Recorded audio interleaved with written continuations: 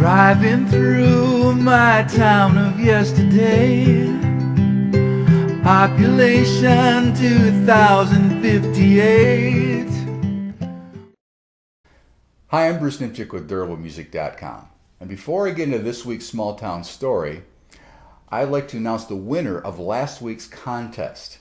I had a little contest, it was a little trivia, a little quiz, if you will, about the person that was raised in Minnesota. His last name began with letter Z. You didn't have to think of his last name, but most of you got it actually. And what his stage name is, and also what town he was raised in. The person I was speaking of was Bob Dylan, and the town that he was raised in was Hibbing, Minnesota. And I had some great participation. I really appreciate that. And what I'm going to do right now is I'm going to draw the name from the hat and see who got the prize. Brian Bingham. Brian Bingham, what I will do is I will email you. I will send you all the pertinent information.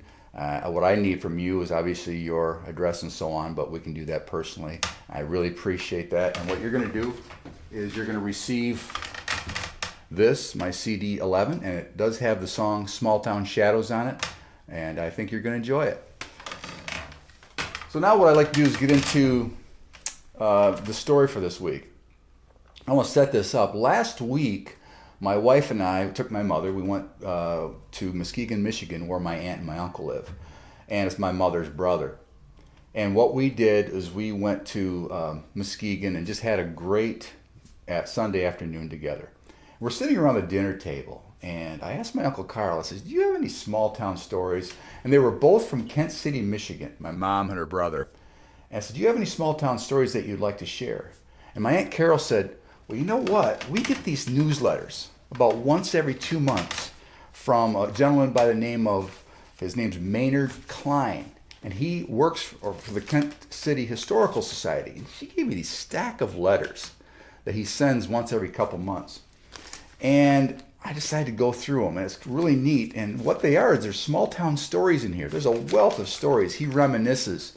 And I'm kind of going through them, and I went through I didn't even go through maybe 4 or 5, and I came up to a story that was just really, really good.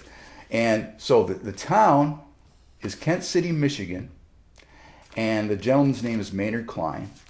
And the great thing about this is it's just got kind of a humorous story. And the story is called, and I'll title it, and he entitles it, Runaway Stagecoach, for this week's Small Town Stories.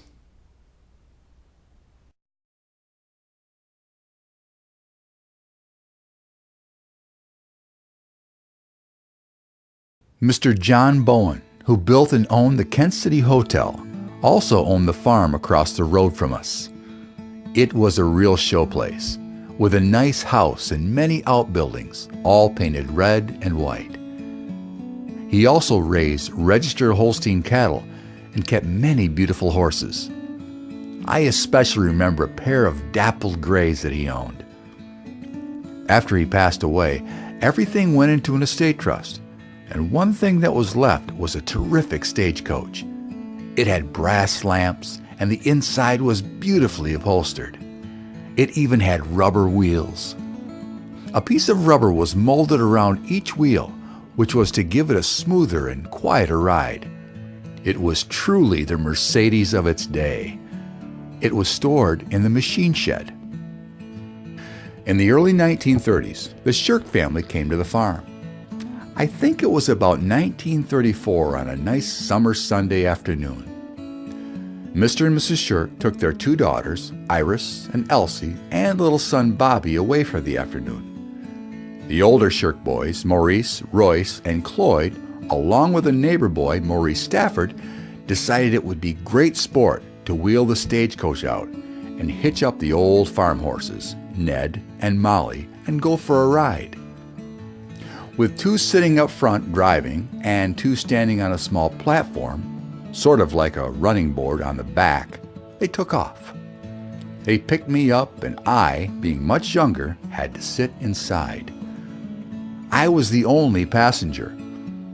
The horses were much too big to be hitched to the stagecoach, and their hind legs kept hitting the tugs. We went down the road and turned around, and everything was fine, until an old car came up in back of us and honked its horn, and the horses ran away. They hadn't gone far when the rubber strip on the right front wheel came loose, and each time the wheel came around, it slapped Molly on the rump. So the faster they ran, the faster the horses got slapped. There was no way the boys could hold them. The horses ran off the road and headed for a tree.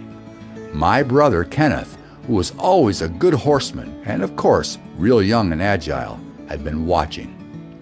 He ran out and, in true Hollywood style, grabbed one of the horses' bridles and was able to bring them to a stop. A real accident was averted. I can tell you, there were 3 pretty somber Shirk boys. They were going to try to put things back to normal the best way they could, so their dad wouldn't find out.